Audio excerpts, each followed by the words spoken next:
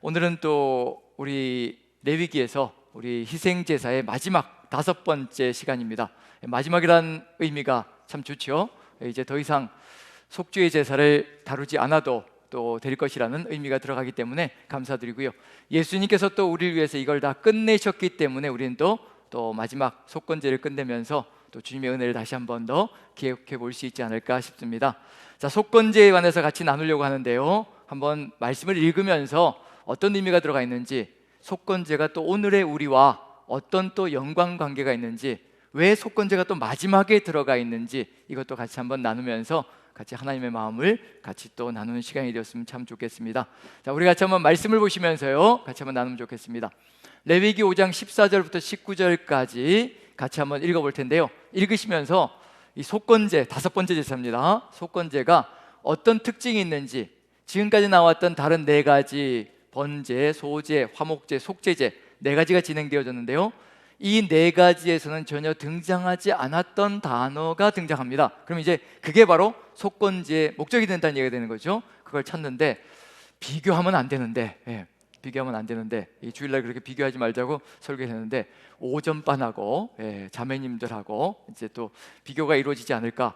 자매님들은 끝까지 그 단어를 찾지는 못하시더라고요. 그렇게 기회를 드렸는데도 불구하고 못 찾았는데, 오늘 저녁반은 또 우리 주님께서 지혜 주시고 명철 주셔서 또 그 단어를 한번 찾아봤으면 참 좋겠습니다. 자, 레위기 5장 14절부터 19절까지 같이 보시면서요, 속건제의 특징이 무엇인지 한번 살펴봅니다. 같이 한번 읽어봅니다. 시작.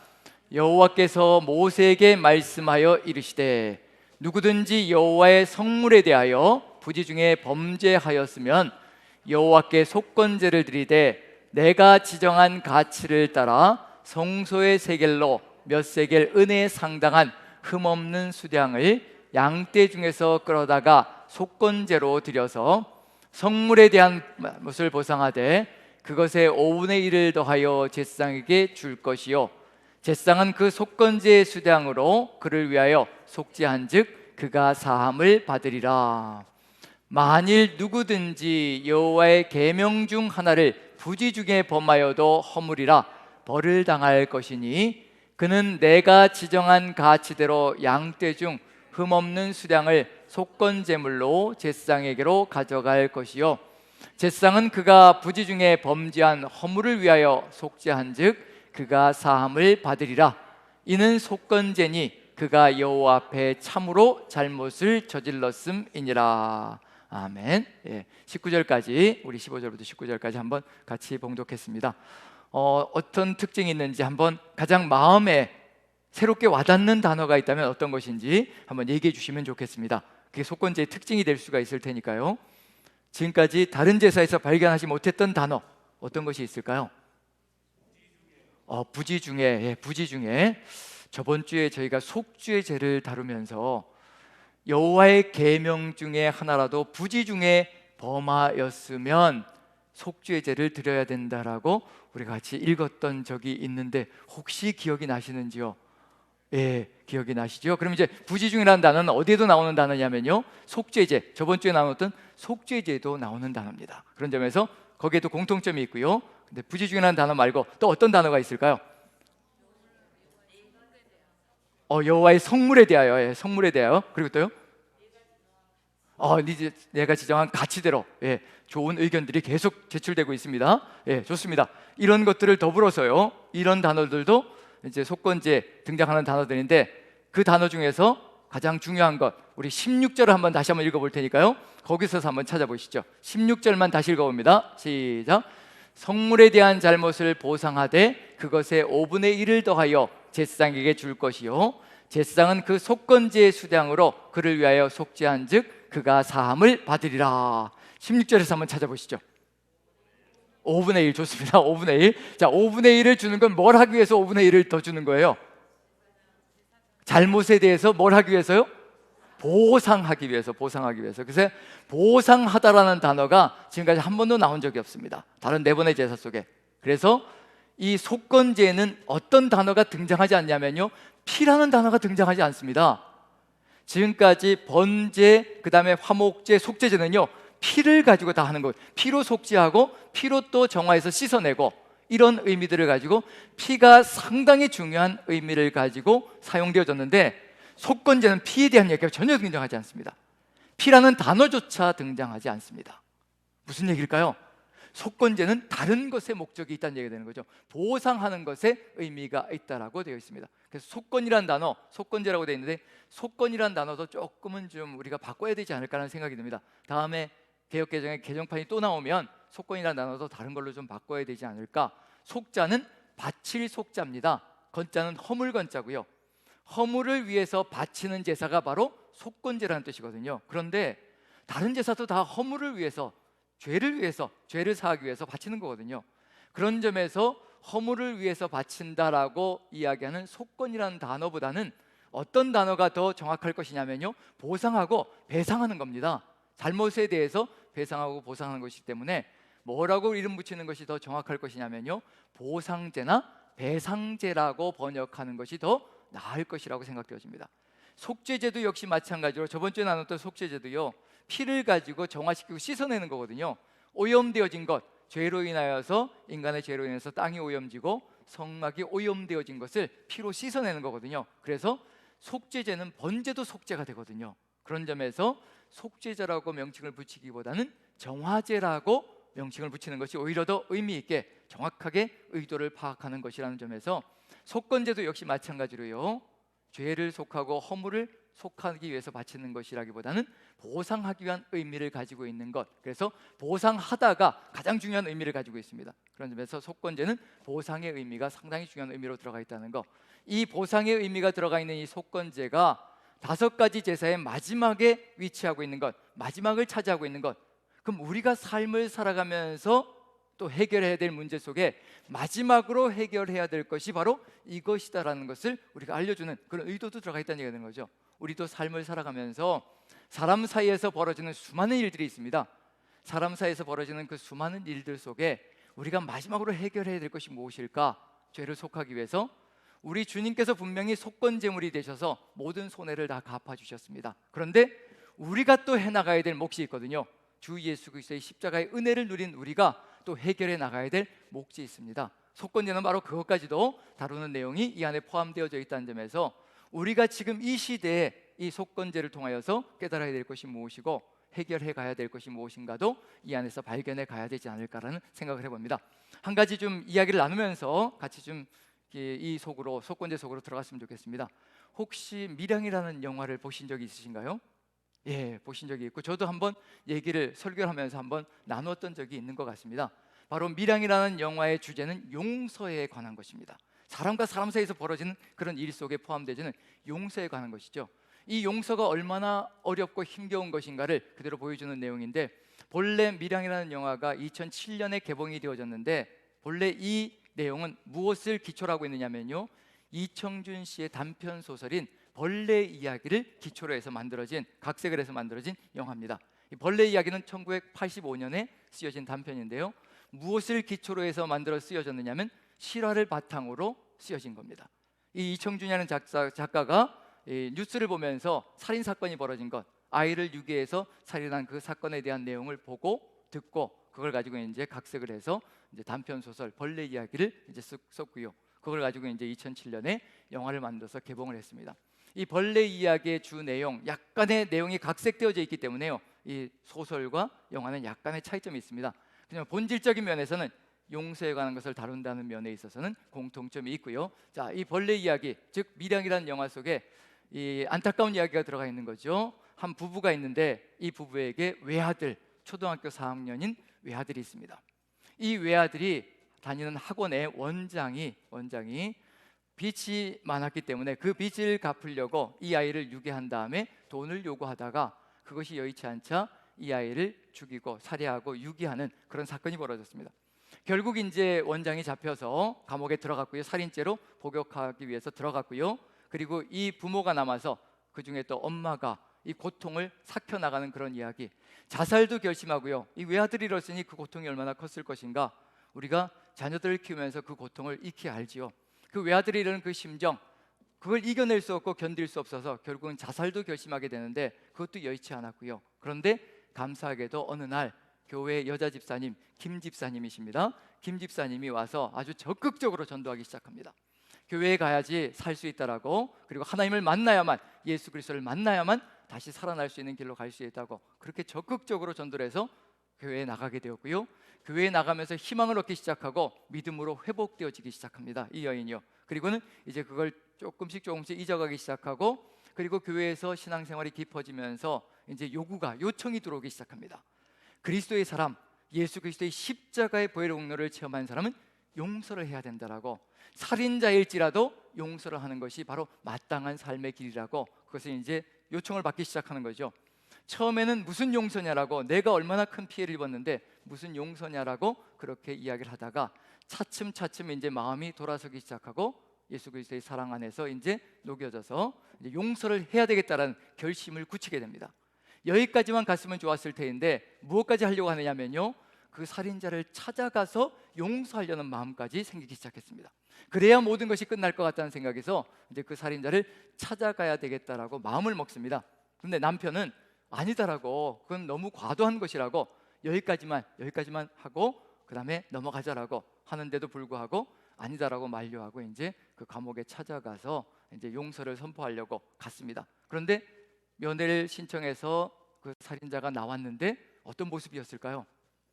이 여인보다 더 평화로운 모습으로, 아주 좋은 얼굴로, 밝은 얼굴로 나왔다는 얘기거든요. 얼굴이 밝고 평화롭고 그런 모습을 보면서 이게 무슨 일인가 라고 얘기하다가 이 여인이 이제 용서를 선포한다라고, 내가 용서하기로 했다라고 그 얘기가 나오자마자 이 살인자가 하나님을 찬양하기 시작하는 겁니다. 하나님을 찬양하며, 감사합니다, 제가 그동안 하나님의 은혜 안에서 거하며 이렇게 평화를 누리게 해주셨고, 이제 이렇게 이 살인을 저지른 이 피해자의 어머니까지 찾아와서 나를 용서한다고 하니 하나님 감사합니다, 이런 찬양이 울려 퍼지기 시작하는 겁니다. 그리고는 무슨 벌이든지 달게 받겠다라고 이야기를 하면서 마지막에 뭐라고 얘기하냐면요, 어머니께서 나에게 퍼붓는 저주와 복수의 모든 것들까지도 저는 용서할 준비가 되어 있습니다 라는 얘기가 나오자 이 여자가 분노를 하는 거죠. 아니, 무슨 내가 당신을 용서해야 되는데 무슨 당신이 나를 용서한다라고 이런 소리를 하느냐고, 그리고 내가 당신을 용서하기 전에 누가 당신을 용서했다라고 이런 소리를 하느냐고, 피해자는 나인데 피해자가 빠져버리고 누가 누구를 용서한다는 얘기냐고, 아주 노발대발 분노하면서 이제 돌이켜서 나오는 이야기가 펼쳐지는 거죠. 그런 점에서 여기서 우리가 생각해 봐야 될 건 뭐냐면요, 용서라는 것이 도대체 어떤 의미를 가지고 있는 것인가, 이 여인의 마음속에 정말 이것이 그리스도인으로서 가져야 될 올바른 길인가, 우리가 만약에 용서를 이야기한다면요, 이것이 지금 어느 쪽이 잘못되어진 것인가, 그걸 한번 생각해 봐야 될 필요가 있는 거죠. 정말 용서가 피해자가 빠진 상태에서 하나님과 그 사람과만, 가해자만의 관계 속에서 해결되어질 수 있는 문제인가, 이런 심각한 문제가 벌어지고 있거든요. 왜냐하면 지금 우리 사이에서도 충분히 벌어질 수 있는 일이거든요. 살인사건이 아닐지라도 우리 안에는 굉장히 깊은 상처를 주고받을 수 있는 그런 관계들이 있습니다. 그런 상황 속에서 하나님이 나를 용서하였으니 되었다라고 얘기하면 거기에서 끝나버린다고 한다면 이게 진정한 용서가 될 것이며 진정한 관계가 회복되어질 수 있을 것인가, 하나님의 교회 안에도 이런 일들이 비일비재하게 벌어질 수 있거든요. 그런데 이런 내용 속에서 속건제가 우리에게 어떤 답을 주고 있는 것인가 한번 살펴봐야 될 필요가 있을 것 같습니다. 제가 한번 이 여인의 항변을 한번 여러분들에게 읽어드리겠습니다. 여기 벌레 이야기 책에 90쪽에 나와 있는 내용인데요, 이 여인의 분노가 어떤 것인지 한번 여러분들이 들으시면서 공감이 가시는지 아니면 과도한지 한번 여러분들이 판단해 보시기 바랍니다. 제가 읽겠습니다. 그래요, 내가 그 사람을 용서할 수 없었던 것은 그것이 싫어서보다는 이미 내가 그러고 싶어도 그럴 수가 없게 된 때문이었어요. 집사님 말씀대로 그 사람은 이미 용서를 받고 있었어요. 나는 새삼스레 그를 용서할 수도 없었고 그럴 필요도 없었어요. 하지만 나보다 누가 먼저 용서합니까? 내가 그를 아직 용서하지 않았는데 어느 누가 나 먼저 그를 용서하느냐 말이에요. 그의 죄가 나밖에 누구에게서 먼저 용서될 수 있어요. 그럴 권리는 주님에게도 있을 수가 없어요. 그런데 주님께서는 내게서 그걸 빼앗아 가버리신 거예요. 나는 주님에게 그를 용서할 기회마저 빼앗기고 만 거란 말이에요. 내가 어떻게 다시 그를 용서합니까? 이 여인의 항변 속에 들어가 있습니다. 우리의 삶 속에서도 어쩌면 이런 항변들이 곳곳에서 울려 퍼질 수가 있다는 거죠. 그런데도 이 김 집사님은 이렇게 이야기를 합니다. 한번 들어보시면서 이게 과도한 건지 아니면 신앙적인 내용인지 한번 여러분들이 판단해 보시기 바랍니다. 아버지 여호와께서는 그러실 수 있습니다. 그것이 당신의 섭리의 역사입니다. 우리는 당신의 깊으신 뜻을 모두 알 수가 없습니다. 우리는 무조건 당신의 뜻을 따라 복종을 해나갈 의무밖에 없습니다. 용서도 마찬가지입니다. 주님께서 그를 용서하셨다면 우리도 그를 용서해야 합니다. 그것이 전지전능하신 주님의 종이 된 우리 인간들의 의무인 거니까요. 여기까지만 읽어보면 상당히 뭐랄까 과도하게 몰아붙이는 것이 아닌가라는 생각이 듭니다. 그리고 마지막에는요, 그래서 그는 애엄마의 어떤 원망이나 증오도 달갑게 감수하고 그걸 용서할 수가 있었던 거예요 라고 얘기를 합니다. 살인자가 오히려 이 여인의 저주와 복수까지도 용서할 준비가 되어 있다는 것에 대해서 공감을 하고 있고, 그것을 또 피력하고 있다는 점에서 이 누가 빠져있는 용서인가, 분명히 보여지는 건 뭐냐면요, 피해자가 빠져 있습니다. 우리의 삶 속에서도 그럴 때가 있거든요. 그러면 이제 속건제를 통해서 정말 하나님께서도 이와 같은 용서를 기대하시고 계시는가, 이와 같은 용서를 원하시고 계시는가, 우리 사이에 진정한 용서는 무엇인가, 마지막 순간까지 이 5가지의 제사를 통해서 마지막에 속건제를 주신 의미는 도대체 무엇일까, 그것을 우리가 살펴본다면요, 이 의미가 무엇인지도 볼 수 있지 않을까 싶습니다. 분명히 속건제는요, 보상이라는 의미가 들어가 있습니다. 누가 누군가에게 이걸 더 확대시켜 놓으면요, 뭐까지도 포함되느냐면요, 누가 누군가에게 깊숙한 상처를 준 것까지도 어떻게 다뤄야 될 것인가, 그런 부분까지도 이 안에는 들어가 있다는 것을 우리가 안다면 하나님께서 우리가 다뤄야 될 죄가 어떤 것인지까지도 보여주지 않을까라는 생각을 해봅니다. 그래서 한번 살펴볼 텐데요, 이제 속건제를 바쳐야 되는 그 의미, 즉 죄는 어떤 내용들인가, 그걸 한번 살펴보는데, 분명히 여기서 부지 중에라고 되어 있습니다. 여호와의 계명 중에 부지 중에 한 가지라도 범하였을 때라고 되어 있는데, 부지 중이라는 것이 저번 주에 속죄제를 나누면서 상당히 범위가 넓을 수 있다는 것을 알려드렸습니다. 그러면 이제 속건제를 드려야 되는 내용들의 실제적인 제목을 한번 살펴보면요, 이게 정말 부지 중, 우리가 해석할 때 부지불식간에 자기도 모르는 사이에 저질러진 것이라는 느낌이 드는지, 아니면 고의성이 있고 의도성이 있는 것인지까지도 한번 살펴봐야 될 필요가 있습니다. 그렇지만 공통점은 뭐냐면요, 한 가지 공통점이 있습니다. 속건제를 드려야 될 제목의 내용들 속에는요, 한번 읽으면서 여러분들이 그 공통점을 한번 찾아보시기 바랍니다. 한번 읽어봅니다. 레위기 6장 2절부터 5절까지입니다. 2절부터 5절까지 천천히 한번 읽어보면서요, 공통점을 한번 찾아보시기 바랍니다. 같이 읽습니다. 시작.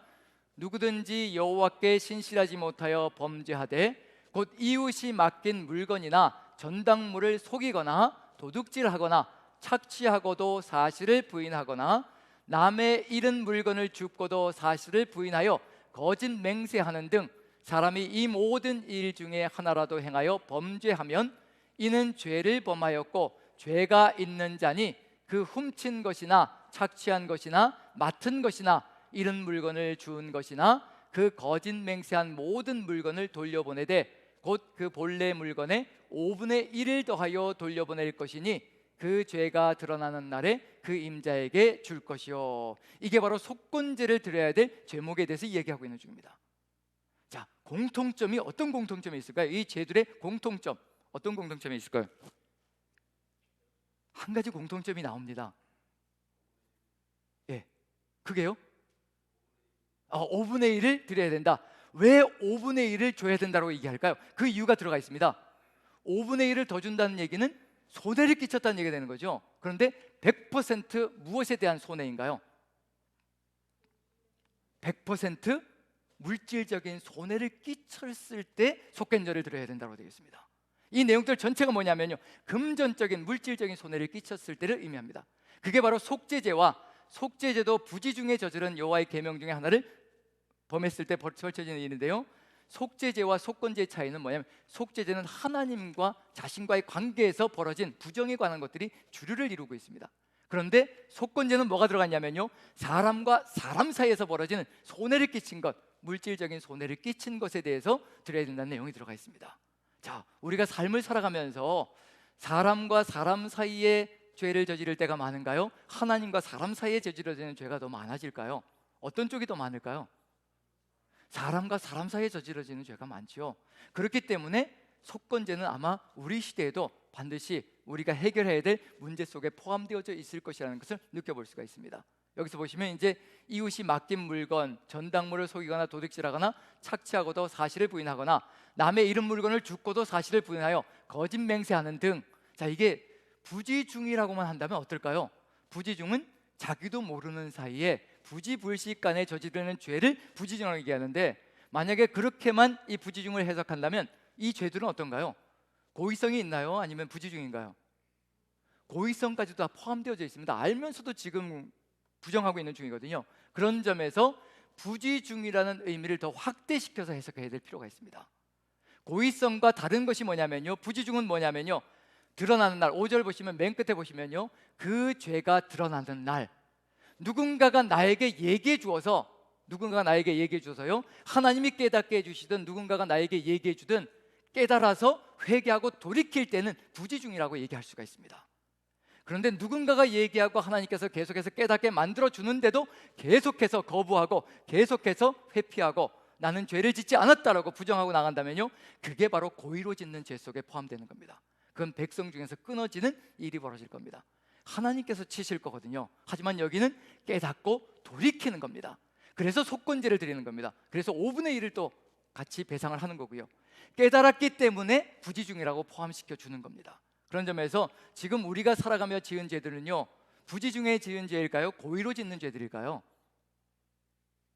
우리는 모두 다 부지중에 저지른 죄를 저지르며 살아가고 있는 중입니다. 왜냐하면 누군가가 얘기해서 깨닫게 해주어서 설사 처음에는 이렇게 내가 알면서도 죄를 짓지만 또 회개하는 마음으로 주님께 나아간다는 점에서 그것을 다 부지중으로 포함시켜 주신다는 얘기거든요. 그래서 회개가 일어나면 사는 길로 간다는 겁니다. 돌이키면 하나님께서도 용서해 주시고 사는 길로 간다는 의미가 들어가 있습니다. 그게 바로 고의성과의 차이를 가지고 있다는 것을 우리가 안다면요, 우린 지금 얼마나 감사한 시절을 살아가고 있는지, 우리가 우리의 죄를 자복하면 주께서는 우리의 죄를 다 용서하시고 우리를 다시 깨끗하게 만들어 주신다고 하시니 그게 얼마나 감사한 일인지 그걸 알 수가 있는 거죠. 자, 여기서 이런 일을 한번 벌여보신 적 없는지 3절 보시면요, 남의 잃은 물건을 줍고도 사실을 부인했던 적 혹시 있으신가요? 남의 잃은 물건, 자, 돈을 주워 보신 적 있으신가요? 아유, 예, 아유, 감사합니다. 어느 정도 액수가 최고였던가요? 예, 10,000원. 예, 10,000원. 예, 그다음에요. 좀 더 올려볼까요? 10,000원도 있고요. 예, 50,000원. 예, 50,000원. 예, 50,000원까지 주셔보니 어떻게 하셨던가요? 그 50,000원을? 아, 공동.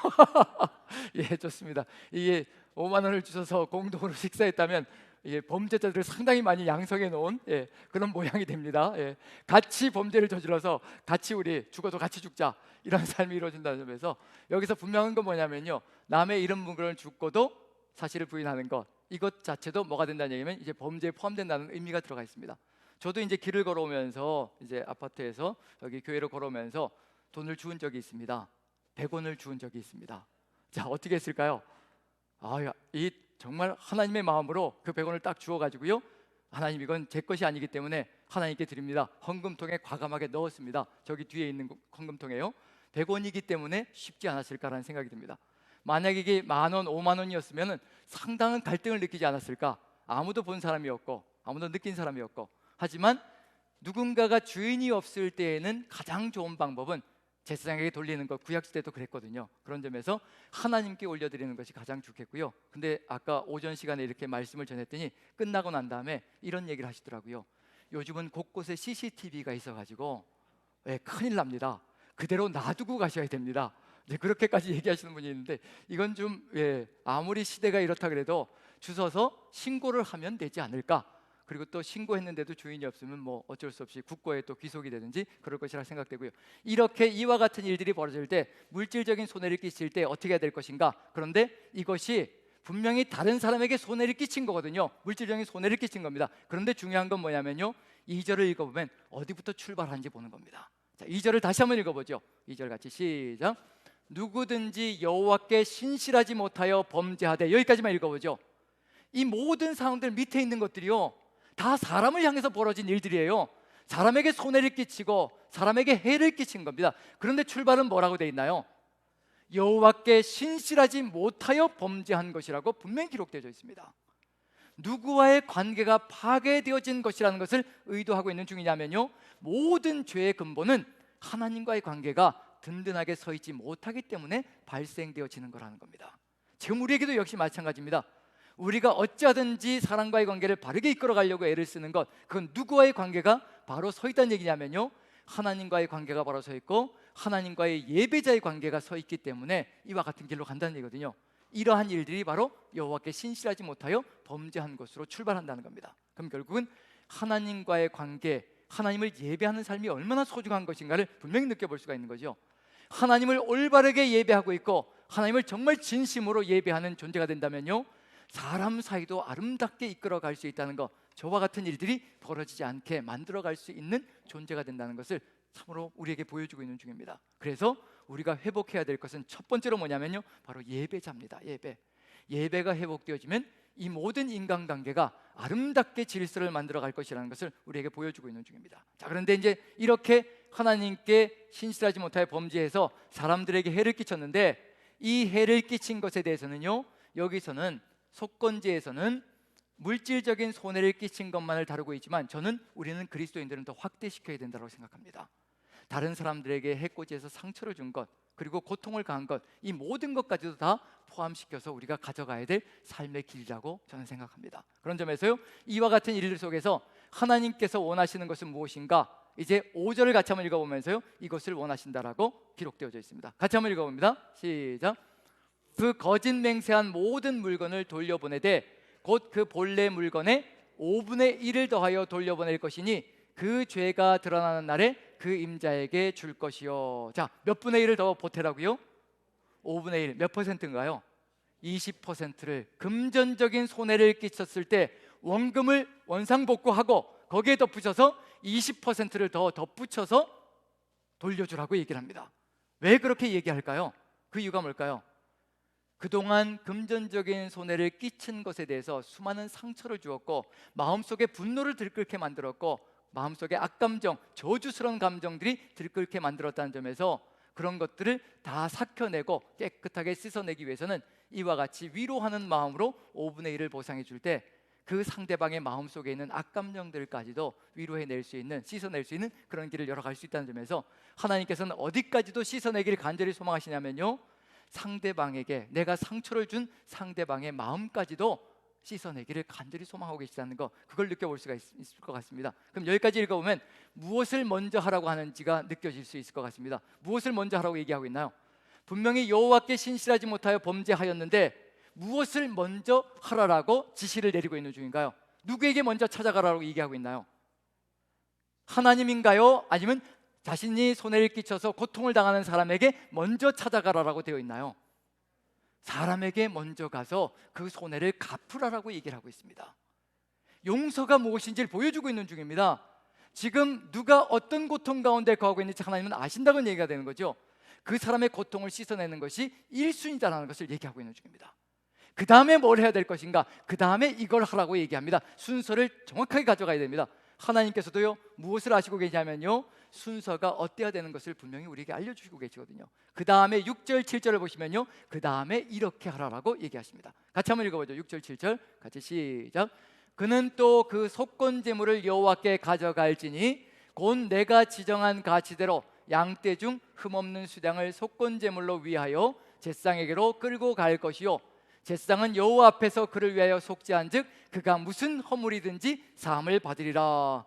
1순위가 어디였던가요? 먼저 누구에게 가라고 얘기하나요? 내가 손해를 끼쳐서 상처를 준 사람에게 먼저 찾아가서 사과하고 화해하고 용서를 구하고 보상을 하고, 그 다음에 뭘 하라는 얘기인가요? 그 다음에 속건제물을 가지고 와서 하나님 앞에서 제사를 드려서 그 죄를 속하라고 얘기하고 있습니다. 우리 하나님께서 원하시는 것이 무엇인지 이 속에 들어가 있거든요. 우리 공동체 안에도 누군가에게 상처를 입혔을 때, 고통을 가하게 했을 때 우리가 먼저 무엇을 해야 될 것인가, 무엇을 먼저 이루어가는 것이 순서인가, 그걸 지금 보여주고 계시는 중입니다. 왜 이렇게 하라고 하시는 것일까요? 왜 이렇게? 하나님이 더 중요한 것 같고 하나님께 나가는 것이 더 중요한 것 같은데, 그런데 중요한 건 뭐냐면요, 이 사람이 계속해서 하나님께 나아가고 있기 때문에 이 명령을 하시는 겁니다. 하나님 앞에 나와서 예배하는 존재이기 때문에, 깨달았기 때문에 그것을 얘기하고 있는 중입니다. 그래서 우리가 누구를 예배하는 삶이 상당히 중요한 의미를 가지고 있냐면요, 하나님을 예배하며 하나님과 함께 아름다운 관계를 맺어 나갈 때 우리 안에 잘못되어진 것들이 더 깨달아질 수가 있고요, 그 깨달아진 것들을 바르게 이렇게 열려갈 수 있는 길이 열려진다는 것을 보여주고 있는 중입니다. 자, 왜 이렇게 하나님께서 이것을 먼저 하라고 하실까? 한번 하나님의 마음을 한번 살펴봅니다. 신명기를 보시면요, 이유가 드러날 겁니다. 성경의 곳곳에서 이런 이야기들이 등장합니다. 하나님은 자비하신 하나님이라 내가 너를 그대로 놔둘 수 없다. 이 하나님의 자비하심과 긍휼하심을 깨달으면 그 의미를 알 수가 있을 것 같습니다. 자, 14절 신명기 24장 14, 15절도요 손해를 끼치고 누군가에게 자꾸 착취하려고 하는 그런 의미가 들어가 있거든요. 그런 내용을 가지고 14, 15절을 한번 읽어봅니다. 천천히 같이 시작. 공궁하고 비난한 품꾼은 너희 형제든지 내 땅 성문 안에 우거하는 객이든지 그를 학대하지 말며. 예, 감사합니다. 정신 차리라고 이러는 것 같습니다. 정신을 바짝 차리고요. 다시 한 번 더 14절 15절 처음부터 읽겠습니다. 같이 시작. 공궁하고 비난한 품꾼은 너희 형제든지 내 땅 성문 안에 우거하는 객이든지 그를 학대하지 말며 그 품삯을 당일에 주고 해진 후까지 미루지 말라. 이는 그가 가난함으로 그 품삯을 간절히 바람이라. 그가 너를 여호와께 호소하지 않게 하라. 그렇지 않으면 그것이 내게 죄가 될 것임이라. 그와 너는 신앙 공동체 안에 있는 같은 형제요 자매입니다. 공동체 안에서 벌어지고 있는 일이거든요. 그도 너도 누구를 예배하는 존재냐면요, 하나님을 예배하는 존재입니다. 그런데 하나님을 믿는 공동체 안에서도 이런 일이 벌어질 수가 있습니다. 금전적인 손해를 끼칠 수가 있고요, 또 상처를 입히는 일들이 공동체 안에도 벌어질 수가 있습니다. 그런데 하나님께서 말씀하시는 건 뭐냐면요, 그가 너를 여호와께 호소하지 않게 하라는 겁니다. 왜냐하면요, 호소하면 어떤 일이 벌어질 것인가 하나님이 아시거든요. 하나님은 우리 입에서 탄식이 나오는 것을 못 견뎌하시는 분입니다. 어떤 부모가 자식의 입에서 고통스러운 신음소리 내는 소리를 듣고 싶어하는 부모가 있겠습니까? 제가 자식을 키우면서 가장 절규했던 시절이 어떤 시절이냐면요, 초등학생이었던 딸의 입에서 이 말이 쏟아져 나왔을 때, 제가 캐나다에서 유학생을 하다가 거기서 자식들이 다 태어났고요, 거기서 초등학교 들어가고 거기가 고향이고, 이 아들에게는 정말 거기가 고향이고 모든 것이었거든요. 그런데 제가 공부 끝났다고 이제 가야 된다, 그리고 이제 데리고 들어왔는데 여기 초등학교에서 제대로 적응을 못하고, 특히 딸내미 같은 경우는 첫째는 적응을 제대로 못하고요, 아이들과 이제 왕따를 당하기도 하고 이런 일들이 벌어지면서, 그리고 또 거기에선 겪어보지 못했던 공부를 하는데 밤 8시, 9시까지 막 데리고 앉아서 시키니까요. 왜냐하면 한글을 띄워야 되니까요. 한글을 띄지 못하면 학교에서 적응을 못할 테니까 8시, 9시까지 그냥 붙들고 그냥 막 가르치는 거죠. 그러다 보니까 이 아이 입에서 어떤 말이 쏟아져 나오면 죽고 싶다는 얘기가 쏟아져 나오는 거예요.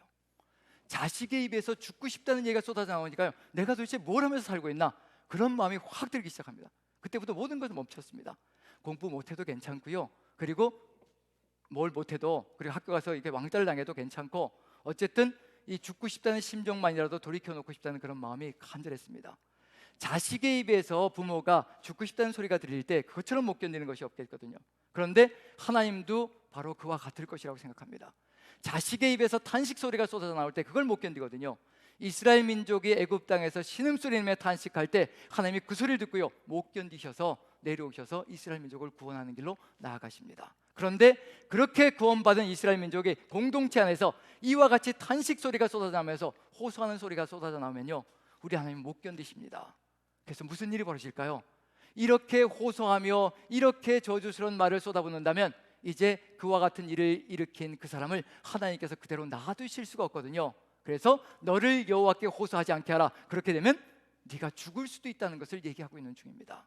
그래서 이와 같은 일을 벌이지 말라라고 얘기하십니다. 그럼 공동체 안에서 뭐가 일어나지 않기를 간절히 소망하시냐면요, 형제가 형제를 고발하는 사건이 벌어지지 않고, 고발하지 않으므로 공동체가 든든하게 선하기를 간절히 소망하신다는 것. 자식들 사이에서 서로 치고받고 싸우면서 서로가 싸우되는 그런 일들이 벌어지지 않기를 간절히 소망하시는 하나님이라는 얘기거든요. 제가 이번 주에 어떤 내용을 봤냐면요, 러시아의 대통령 푸틴 대통령이 부활절 미사를 드리는 그런 내용에 대해서 나왔습니다. 키릴 대주교가 부활절 미사를 집전하는데, 이 키릴 대주교는 이 러시아의 푸틴 대통령이 일으킨 이 전쟁을, 우크라이나를 향해서 침공한 이 전쟁을요, 성전, 거룩한 전쟁이다, 하나님께서 허락하신 전쟁이다라고 선포하고요, 푸틴을 굉장히 옹호하는 측면에 속해 있는 사람입니다. 그리고는 미사를 집전하고, 푸틴은 거기에서 이제 무슨 기도를 했을 것인가? 우크라이나도 천주교와 기독교가 국교입니다. 부활절에 똑같은 미사를 드렸을 것이고요, 똑같은 예배를 드렸을 겁니다. 그럼 하나님께서는 어떤 자들의 음성을, 어떤 사람의 음성을 들으실 것인가? 우크라이나의 탄식 소리를 들으실 것인가? 러시아의 푸틴 대통령의 그 기고만장한 소리를 들으실 것인가? 이 관계성 속에서 하나님께서 어떤 결정을 하시는 것인가를 한번 생각해 보십시오. 같은 공동체 안에서, 신앙 공동체 안에서 일이 벌어질 때 하나님께서 어떤 결정을 내리실 것인가? 지금도 이 세상 속에서 벌어지고 있는 일입니다.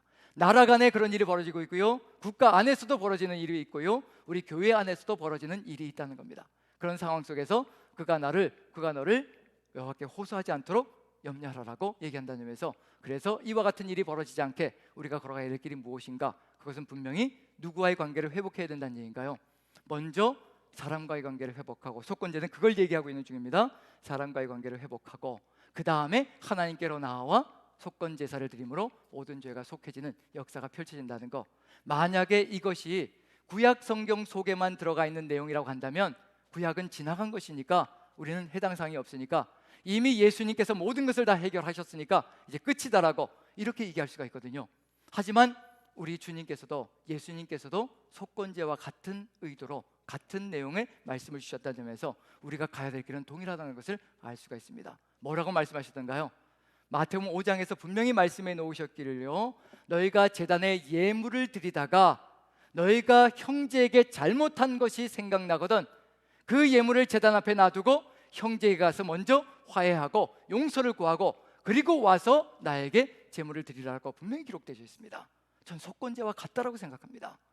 먼저 형제에게 잘못한 것이 생각난다면 예물을 놔두고, 예배를 드리다가도 놔두고 가서 형제에게 먼저 화해하고 와서 그 다음에 예물을 드려야 된다는 거. 왜냐하면 그 형제도 지금 예배를 드리고 있는 중이고요, 그 형제도 고통 가운데 신음하고 있다면 그 형제가 어떤 기도를 하나님께 올려드릴 것인가, 그걸 기억하라는 얘기입니다.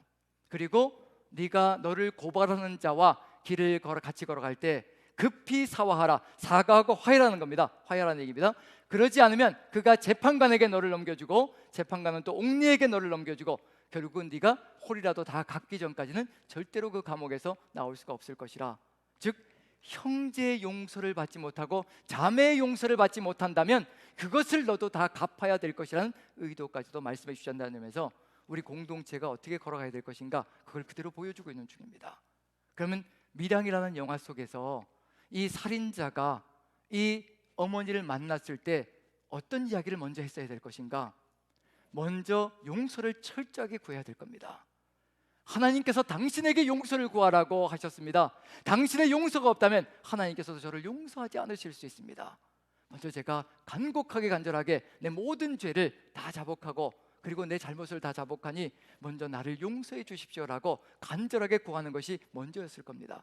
그러지 않고 큰 소리 친다면 내가 당신의 모든 저주까지도 용서할 준비가 되었습니다라고 얘기한다는 얘기는 뭐냐면요, 속건제의 의미가 무엇인지조차 모르고 용서의 진정한 의미가 무엇인지 모르고 있다는 얘기입니다.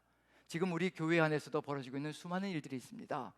예배를 드리면서, 정말 주님 앞에 예배를 드리면서 누군가를 기억나게 하시고 누군가에게 내가 말로 상처를 주었다든가 내가 행동으로 상처를 주었다든가 무슨 손해를 끼쳤다든가 이런 것이 기억난다면 당장에 가서 화해하고 사과하고 그리고 할 수 있는 한 최선을 다해서 갚아내는 것이 우리가 걸어가야 될 삶의 길이 될 겁니다. 왜 이것이 마지막 속건제로 들어가 있을 것인가? 여기까지 가야 모든 죄가 끝난다는 것. 예수님께서 우리의 모든 죄를 다 사해 주셨습니다. 속건제물이 되셔서요 모든 죄를 다 사해 주셨습니다. 하지만 지금 우리에게 남겨져 있는 소명이 있다는 겁니다. 우리가 우리에게 죄 지은 자를 사하여 준 것 같이 우리의 죄를 사하여 주옵시고, 우리가 서로에게 지은 죄들이 있습니다. 그런 것들을 서로 용서할 때 하나님께서도 우리의 죄를 용서하시는 길로 나아간다는 것을 우리가 깨닫는다면요, 우리 주님께서 이러한 속건제의 길을 우리에게 허락하신 것은 교회 안에 어떠한 앙금도 어떠한 금도 가지 않기를 간절히 소망하시는 의미가 들어가 있다고 확신합니다. 이것이 제대로 이루어져야, 이와 같이 5가지 제사가, 속죄의 제사가 완전하게 이루어져야 하나님의 교회는요 든든하게 어떤 금도 없이 앙금도 없이 든든하게 결속되어져 나갈 것이라는 것, 그것을 우리에게 보여주시는 중입니다. 자, 그렇다면 이제 우리가 갚아야 될 것이 이것뿐인가? 나는 이제 어떤 얘기를 할 수 있냐면요, 나는 어느 누구에게도 상처를 끼친 적이 없고 어느 누구에게도 손해를 끼친 적이 없으니 나는 아무것도 하지 않아도 됩니다 라고 얘기할 수가 있습니다. 하지만 저도 그런 존재가 못 됩니다. 왜냐하면 이미 우리는 받은 것이 너무 많습니다. 십자가의 보혈의 공로를 우리는 이미 받았거든요. 이미 하지 않으면 안 된다라는 것, 이미 주님께서 우리에게 보여주신 겁니다. 우리는 나는 악을 저지르지 않았으니 갚을 것이 없다, 갚지 않아도 된다, 이것이 아니라요, 선을 행할 수 있는데 선을 행하지 않는 것, 그것이 바로 죄다라고 우리에게 말씀해 주셨을 때에는 이미 십자가의 보혈의 공로를 우리에게는요, 하지 않는 것이 아니라 하는 것이 바로 우리의 사명이고 소명이라는 것을 깨닫는다면 우리가 보상해야 될 것, 배상해야 될 것이 무엇일까, 그것도 이미 알 수가 있을 것 같습니다. 한번 레위기를 보시면요, 레위기 19장을 보시면 우리가 무엇을 보상하며 무엇을 배상하며 살아가야 될 것인가, 그것도 우리에게 보여주신 것이 있습니다. 자, 같이 한번 천천히 읽어보죠. 9절 10절입니다. 같이 시작. 너희가 너희의 땅에서 곡식을 거둘 때 너는 반 모퉁이까지 다 거두지 말고 내 떨어진 이삭도 줍지 말며 내 포도원의 열매를 다 따지 말며 내 포도원에 떨어진 열매도 줍지 말고 가난한 사람과 거류민을 위하여 버려두라. 나는 너희의 하나님 여호와이니라. 분명히 내가 노력해서, 내가 수고해가지고요, 내가 최선을 다해서 땀 흘려가지고 이마에 땀을 흘려서 곡식을 키웠고요, 그리고 열매를 거두었습니다. 그런데 하나님께서 말씀하시길요, 네가 거두어들이는 그 열매와 그 곡식들 속에 가난한 자들에게 주어야 될 것이 이미 그 안에 들어가 있다라고 얘기해 주시고 계시는 중입니다. 모든 것이 다 네 몫이 아니다라고 얘기를 하고 있는 중입니다. 우리가 거두어들이는 모든 목 속에는요, 가난한 자들을 위한 것, 그리고 거류민을 위한 것이 그 안에 몫으로 들어가 있습니다. 왜 이 말씀을 하실까? 우리가 우리 힘으로 모든 것을 다 거두어들이는 걸로 착각하고 살아가지만 하나님께서 비를 주지 않으시면, 하나님께서 햇빛을 주지 않으시면요, 그 어떤 것도 잘할 수가 없습니다. 모든 것이 다 하나님의 은혜로 주어진 것이라는 것을 우리가 마음에 새긴다면요, 그 은혜로 주어지는 모든 것들은 다 그 안에 뭐가 들어가 있다는 얘기냐면요, 다른 사람에게 나눠야 될 몫도 우리 안에 주어져 있다는 것을 그대로 보여주고 있는 중입니다. 그런 점에서 지금 우리는 내가 악을 저지르지 않았으니 나는 배상할 것이 없다, 배상하지 않아도 된다라는 것이 아니라 우리에게 주어진 모든 것들이 하나님의 은혜로 주어진 것이니 이미 이 안에 우리에게 하나님께서 가난한 자들을 위한 몫으로 나누어 줄 것을 주셨기에 우리가 그것을 나누는 것, 그것이 바로 우리의 삶이라는 것. 누가 이것을 해나갈 수 있을 것인가? 이런 사람만 해나갈 수 있을 겁니다. 바로 예수 그리스도의 십자가 보혈의 공로를 가슴절절하게 깨닫는 사람. 예수님께서 말씀하시길 내가 너희를 사랑한 것처럼 너희도 서로 사랑하라. 바로 내가 너희를 사랑한 것처럼 그 사랑을 받은 자만이 무엇을 해나갈 수 있냐면요, 바로 이와 같은 사랑을 끊임없이 해나가며 아낌없이 그저 5분의 1을 주면서 만족하는 삶이 아니라 바로 주님께서 우리를 사랑하시기 위해서 자신의 생명을 내어주신 것처럼 우리도 우리의 생명을 다 내어서 우리의 모든 것들을 다 나눠줄 수 있는 존재로 나아갈 수 있는 존재가 될 수 있다는 것, 그것을 우리가 마음에 새긴다면요, 바로 5가지 제사를 우리 위해서 단번에 이루어주신 우리 구주 예수 그리스도의 그 보혈의 공로를 가슴에 새기고 살아간다면 5분의 1뿐만 아니라 우리의 생명까지도 아깝지 않게 내어서 형제자매를 구원하는 길로 나아가는 우리가 될 줄로 믿습니다. 저와 여러분들 한 마음이 되어서 가슴속에 끊임없이 예수 그리스도의 그 보혈의 공로를 잊지 않고 가슴절절하게 새기고 또 새겨 하나님의 이 뜻을 이루어가는 귀한 우리가 되기를 간절히 축원드립니다. 우리 같이 한번 436장 같이 찬양 드리고요, 같이 한번 기도했으면 좋겠습니다. 436장입니다. 나의 제 주님의 새 생명 얻은 몸.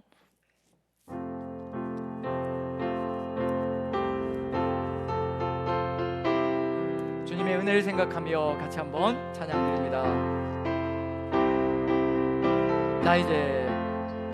나 이제 주님의 새 생명 얻은 몸, 옛것은 지나고 새 사람이로다.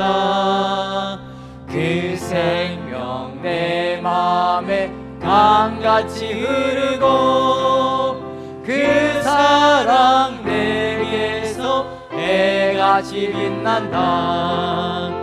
영생을 누리며 주 안에 살리라. 오늘도 내일도 주 함께 살리라. 주 안에 감추인 새 생명 얻으니 이전에 좋던 것 이제는 값없다. 하늘의 평화를 맛보니 찬송과 기도로 주 주 함께 살리라. 영생을 누리며 주 안에 살리라. 오늘도 내일도 주 함께 살리라. 산천도 초목도 새 것이 되었고 죄인도 원수도 친구로 변한다. 새 생명 얻은 자 영생을 누리니 주님을 모신 마 새 하늘이로다. 영생을 누리며 주 안에 살리라. 오늘도 내일도 주 함께 살리라. 주 따라가는 길 험하고 멀어도 찬송을 부르며 뒤따라가리라. 나 주를 모시고 영원히 살리라. 날마다 섬기며 주 함께 살리라. 영생을 누리며 주 안에 살리라. 오늘도 내일도 주 함께 살리라. 영생을 누리며 주 안에 살리라. 오늘도 내일도 주 함께 살리라. 아멘. 우리 같이 한번 한 마음으로 기도했으면 좋겠습니다. 우리의 삶 속에서 삶을 살아가노라면 신앙인의 삶임에도 불구하고 어느 누군가에게 손해를 끼치고 어느 누군가에게 마음에 상처를 주며 살아왔던 삶이 있습니다. 그 삶의 길들 속에서 우리가 지금 이 순간에 그 사람이 생각나고 그 얼굴들이 기억난다면 우리가 그 사람을 위해서, 그 얼굴을 위해서 기도하고 주님께 사과하며 주님께 회개하고 아버지께서 용서하기를 간절히 소망하는 그 마음을 따라서 우리가 같이 감으로 화해하고 용서를 구하는 삶으로 나아갔으면 좋겠습니다. 그리고 또 혹여 누군가가 그런 길로 가고 있는 것이 느껴진다면 우리 같이 중보하면서 나가는 삶이 되었으면 참 좋겠습니다. 우리의 삶 속에서 이와 같은 길로 나아가지 않도록 주님께서 함께 해주시고 주님께서 길을 열어주시고 우리가 더욱더 주님 뜻을 받들어 나갈 수 있도록 함께 해달라고 같이 한번 한 목소리로 기도하는 시간 갖겠습니다. 주 한 번 외치는 기도합니다. 주여! 사랑의 하나님 아버지, 우리가 아버지 삶을 살아가며 부족할 때가 참으로 많습니다. 아버지 어느 누군가에게 상처를 끼칠 때가 많고 어느 누군가에게 고통을 가할 때도 있습니다. 아버지 본의 아니게 아픔을 줄 때도 있습니다. 아버지 그런 모든 하나하나 우리 용서하시고 우리가 그런 마음을 그런 것을 끼친 분에게 찾아가 용서를 구할 수 있게 도와주시고 아버지 뜻을 따라 아버지의 마음을 따라 그와 같은 길을 나아가지 않는 그런 삶을 살아갈 수 있도록 아버지 도와주시옵소서. 아버지께서 함께 하시고 그런 사랑으로 아버지 인도하여 주셔서 우리의 삶 속에서 아버지 우리 남산교회의 삶 속에서 악금도 금도 사라져버리는 아버지 결속의 길로 나아갈 수 있게 하나님 단단하게 결정되는 공동체가 될 수 있게 주여 함께 하시고 은혜를 더하여 주옵소서. 아버지께서 함께 하여 주시고 우리의 삶 속에서 아버지 우리가 그런 길로 나아가지 않게 인도하여 주시고 그런 길로 나아갈 수 있게 아버지 역사하여 주옵소서. 사랑의 하나님 아버지 우리가 공동체 속에서 살아갑니다. 사람 사이에서 어울리며 살아가다 보니 어느 누군가에게 아버지 의도하지 않게 상처를 줄 때도 있습니다. 아버지 말 한마디와 행동 한마디가 아버지 다른 사람들에게 아픔을 끼칠 때가 있습니다. 아버지 물질적인 손해를 끼칠 때도 있습니다. 아버지 용서하여 주시고 주께서 이것을 잘 마무리해 갈 수 있도록 우리에게 은혜를 더하여 주시고 힘을 주시고 능력을 더하여 주시옵소서. 금전적인 손해를 끼친 일이 있을 때에는 아버지 그것을 다 갚아낼 수 있게 힘 주시고 능력을 더하여 주시옵소서. 깊은 마음을 허락하여 주시고 서로가 서로를 보듬고 나아갈 수 있는 길로 나아갈 수 있게 아버지 은혜를 더하여 주셔서 공동체가 더욱더 든든하게 아버지 은혜 안에서 하나 될 수 있게 주의 역사하여 주시옵소서. 아버지 우리 사이에 또 상처를 주고 고통을 가한 일이 있다면 기억나게 하여 주시어서 아버지 찾아가 용서를 구할 수 있는 우리가 되게 도와주옵소서. 우리 주님께서는 우리 교회가 결코로 금이 가지 않기를 소망하시고 결코 갈라지지 않기를 간절히 소망하신다는 것을 우리가 마음에 새기고, 아버지께서 일러주시는 그 길을 따라서 우리가 주의 뜻을 받들어 서로 용서하는 공동체가 될 수 있게, 서로 화해하는 공동체가 될 수 있게 주께서 함께하여 주시옵소서. 그리하여 이 5가지의 제사가 우리 주 예수 그리스도를 통하여서 아름답게 이루어졌다는 것을 고백하며 주의 은혜에 감사하는 공동체가 되게 도와주시옵소서. 우리 주께서 더욱더 강하게 우리를 결속시켜 주시고 하나 되게 만들어 주실 줄로 믿사오며 우리 구주 예수 그리스도 귀하신 이름 받들어 감사하며 기도하옵나이다. 아멘. 아멘. 자, 우리 다 같이 일어나셔서 같이 한번 선포하는 시간을 갖도록 하겠습니다. 주님 오실 때까지 우리 공동체, 우리 안에 모든 앙금과 금들을 주의 은혜를 받들어서 정말 하나씩 하나씩 해결해 나가며 우리 남산교회를 든든하게 한 몸과 한 마음으로 연결시켜 나가겠노라는 결단을 가지고요, 오른손을 드시고 우리 주님 오실 때까지라고 결단하며 우리 같이 선포합니다. 시작. 아멘. 주 예수여 오시옵소서. 마라나타. 아멘.